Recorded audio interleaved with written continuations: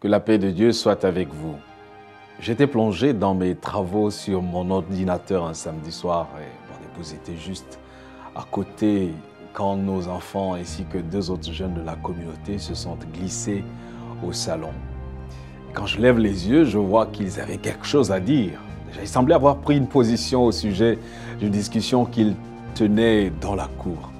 L'un des jeunes me pose la question: que faire de ta femme qui se met en colère et casse l'écran de télévision de 72 pouces?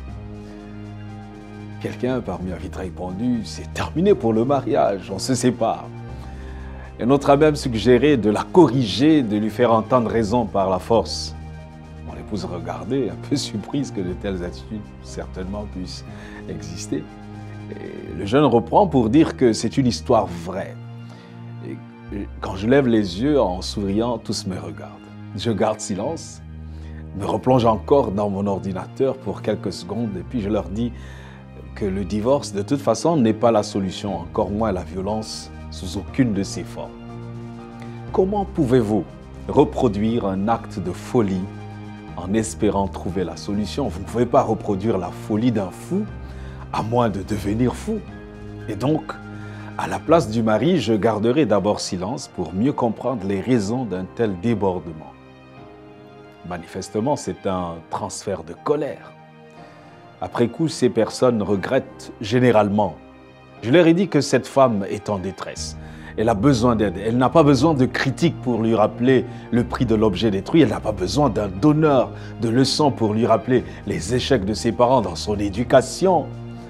Elle n'a pas besoin non plus d'un physiologiste pour lui dire qu'elle a de l'eau à la place du cerveau. Elle a besoin d'un mari. Full stop. Oui, un mari qui soit assez humble pour reconnaître ses torts. Un mari assez humble pour se remettre en question et voir en face ce qui n'a pas marché. Et si au bout de ce périple au cœur de sa conscience, il ne se reproche absolument rien, alors il doit prendre du temps de qualité avec son épouse. La communication manque certainement. Et la confiance en a pris un coup. La dépression est en voie de s'installer. La femme ou l'homme qui manifeste des accès de colère violente a besoin d'aide avant que n'arrive le pire. Ta place est auprès de ton épouse pour lui venir en aide et vice-versa. Rappelle-toi, on ne tire pas sur une ambulance. On n'éteint pas un tison au jour du froid, non. Le médecin britannique du XVIIIe siècle, John Hunter, pionnier dans le domaine de la chirurgie et médecin du roi George III, souffrait d'angine de poitrine.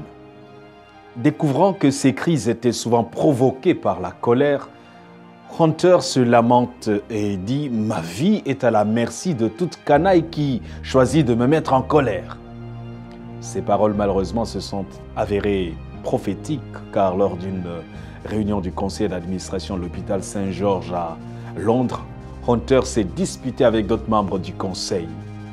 Il est sorti. Il est tombé raide mort dans la pièce voisine. C'est difficile, n'est-ce pas? Une dame est venue un jour voir l'évangéliste Billy Sunday et a essayé de rationaliser ses accès de colère. Il n'y a rien de mal à perdre son sang-froid, disait-elle. J'explose et c'est fini. Billy Sunday lui répondait, alors un fusil de chasse aussi explose, mais regardez les dégâts qu'il cause. Mon frère, ma sœur, arrête ces explosions, sinon tu vas détruire ta vie. Ne te trompe pas, tu as besoin de Dieu pour rétablir l'harmonie en toi. Si tu partages la vie d'une personne qui s'enflamme très rapidement, la clé de sa délivrance est entre tes mains. Ton attitude et la foi, ta foi en Dieu peuvent faire la différence. En réalité, à brûle pour point, le Saint-Esprit m'a rappelé ces paroles que l'on trouve dans Proverbes, chapitre 26 plutôt, versets 4 à 5. Ne réponds pas plutôt à l'insensé selon sa folie, de peur que tu ne lui ressembles toi-même. C'est aussi ce que nous enseigne la sagesse africaine qui nous conseille la patience. Si un fou passant par la rivière ramasse tes vêtements alors que tu te baignes, ne sors pas de l'eau pour le poursuivre en vue de récupérer tes habits. Si jamais tu te mettais à le poursuivre ou te mettre à le poursuivre, qui de vous deux sera considéré comme fou?